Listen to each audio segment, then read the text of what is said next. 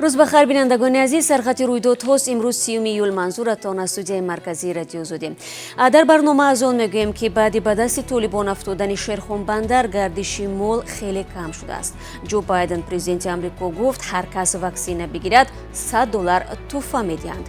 جنجال گروهی چچن‌ها و تاجیک‌ها باعث بازداشت 70 مهاجر در سنت پترزبورگ شده است.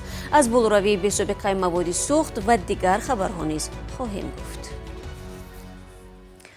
خدمات گمرکی تاجیکستان میگوید گردش مال بین تاجیکستان و افغانستان از طریق گذرگاه شیرخوان بندر خیلی کم شده است. خورشید کریمزاده امروز ضمن نشست خبری گفت کاهش تبادل مال پس از افزایش ناامنی‌ها در مرز از جمله به دست طالبان گذشتن گذرگاه شیرخوان بندر صورت گرفته است.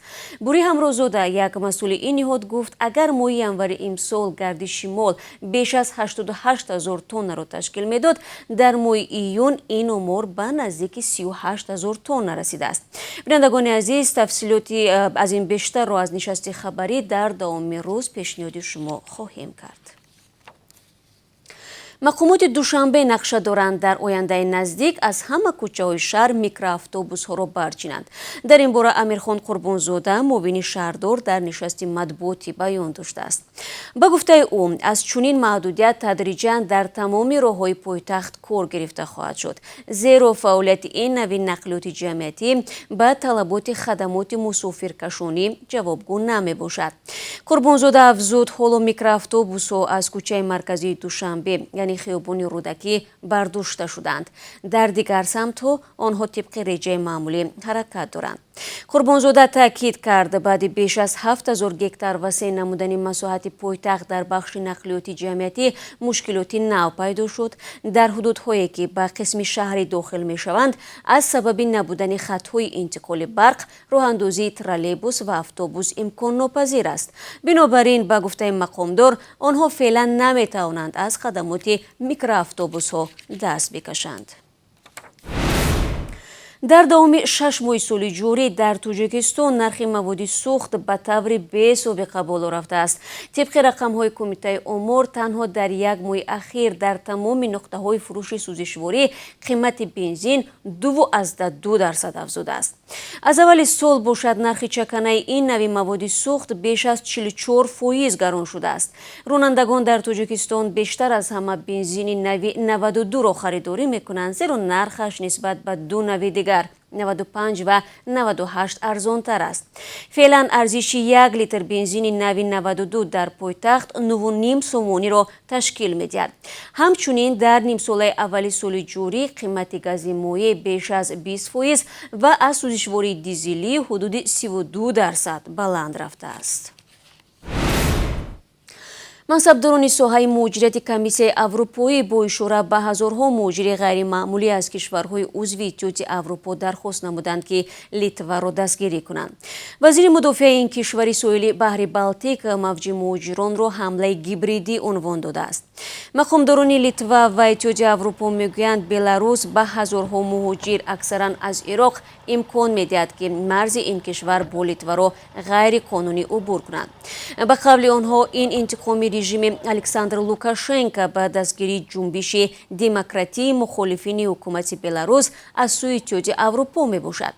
منصبداران امور مهاجرت اروپا تاکید میکنند که ابتدا کمک به لیتوا ضرور است تا اینکه این کشور نظم را در مرزش با بلاروس تحکیم بخشد. مقامات لیتوا میگویند در دوام چند ماه سال روان بیش از 3,000 مهاجر غیر معمولی وارد این کشور شدند. در طول یک سال گذشته باشد همگی 81 نفر با این وسیله به خاک لیتوا داخل گردیده بود. لوکاشنکو بارها ابراز داشته است که در جواب به تحریم‌های اروپایی مربوط با انتخابات پرزیدنتی بحث برانگیز سال گذشته به مهاجران امکان میدهد که مرز این کشور با ممالک عضو اتحادیه اروپا را عبور نمایند. раиси ҷумҳури амрико рӯзи панҷшанбе ба мақомоти маҳаллии ин кишвар пешниҳод кард ки барои ташвиқи шаҳрвандоне ки токунун ваксинаи зидди COVID-19 нагирифтаанд ба ҳар яке аз онҳо дар баробари дарёфти ваксина $100 ҳадя бидиҳанд.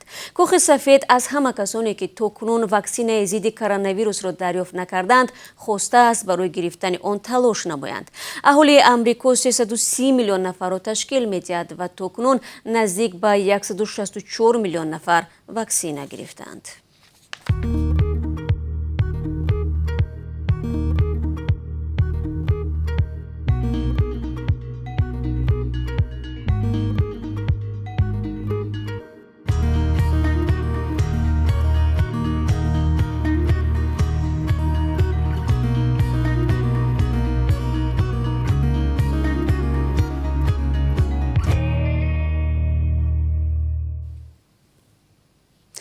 шумо сархатти хабарҳоро тамошо доред. хадамоти амнияти федералии русия хабар медиҳад ки дар натиҷаи як амалиёт дар тюмен ду гумонбар ба терроризмро нобуд карданд. гуфта мешавад кушташудаҳо шаҳрвандони тоҷикистон буданд, нақша доштанд дар маконҳои серодам ҳамлаҳои террористӣ анҷом бидиҳанд. ду узви эҳтимолии гурӯҳи ба номи давлати исломӣ шаби 28 июл ҳангоми амалиёти боздошт муқовимат нишон дода норинҷакро тарконданд. ҳар ду гумонбар ба вақти заду маъф карда шуданд. ба гуфтаи хадамот аз онҳо лавозимоти ҷангӣ, силоҳҳои оташфишон, маводи омодаи тарканда ва адабиёти динӣ дарёфт шудааст. зимнан дар гузашта ҳомиёни ҳуқуқи муҳоҷирон дар бораи саҳнасозӣ будани баъзе чунин боздоштҳо таъкид карда буданд.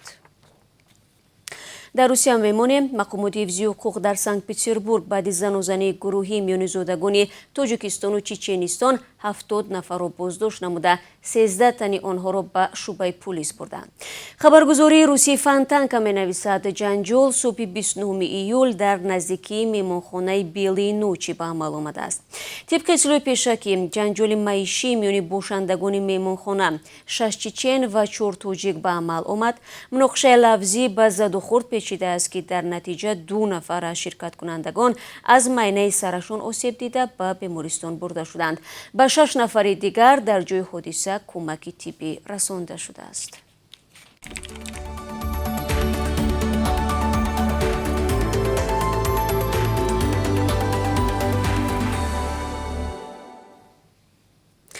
барномаро идома медиҳам. мақомоти ноҳияи Леваканд сарбанди собиқ дар вилояти Хатлон рӯзи 29 июл ҳудуди 1000 нафар сарбозони эҳтиётиро ба машқҳои ҳарбӣ ҷалб карданд. тамринҳо аз ҷумла тирандозӣ аз автомати Калашников дар машқгоҳи қисми ҳарбии Файзали Саидов дар ноҳияи Леваканд дуир шудааст. корбарони радиои озодӣ аз ҷараёни машқу тирандозиҳо аз хандақҳо бо ирсоли навор гуфтанд ки бо даъвати комиссарияти ҳарбии ноҳия ба тамрин ҳозир шуданд. рӯзи 5 июл президенти Тоҷикистон супориш дод ки 20 000 нафар афсарони эҳтиётӣ ба марзи ин кишвар бо Афғонистон ҷалб шаванд. дар 2 моҳи ахир ҷанг миёни Толибон ва нирӯҳои давлатӣ дар марзи Афғонистон бо Тоҷикистон афзоиш ёфтааст. Толибон даҳҳо ноҳияи ҳаммарз бо Тоҷикистонро тасарруф карданд. мақомоти тоҷик мегӯянд беш аз 900 километр хати марзи Афғонистон бо Тоҷикистон зери назорати Толибон аст ва эҳтимол дорад ки паноҳҷони бештаре вориди ин кишвар шаванд. азизҷон назимӣ хатмкардаи донишгоҳи Ҳарвард ва Стенфорди Амрико дар Тоҷикистон раҳбари шӯрои ҷумҳуриявӣ оид ба зеҳни сунъӣ таъин карда шуд. азими ҳафтаи ҷорӣ хабар дод ки Шерали Кабир вазири саноат ва технология ӯро раҳбари ин шӯро таъин кардааст. ӯ гуфтааст дар ин симат қасд дорад то соли 2026 стратегияи миллии рушди зеҳни сунъиро дар Тоҷикистон таҳия кунад. азизҷон азимӣ ҳоло дар Тоҷикистон созмони таҷрабт ва таҷраб AI-ро раҳбарӣ мекунад ки нахустин барномаҳои зеҳни сунъиро дар Тоҷикистон офаридааст. муовини вазири иқтисод ва молияи Қирғизистон рӯзи 29 июл дар ҷаласаи парлумони он кишвар гуфт сохтмони 60 манзили зист дар вилояти Ботканд ки дар натиҷаи низои марзӣ бо Тоҷикистон осеб дида буданд ба поён расидааст. Донёр Имоналиев дар ин бора дар посух ба интиқодҳои як вакил дар мавриди ба дарозо кашидани бунёди хонаҳои осеб дида хабар дод.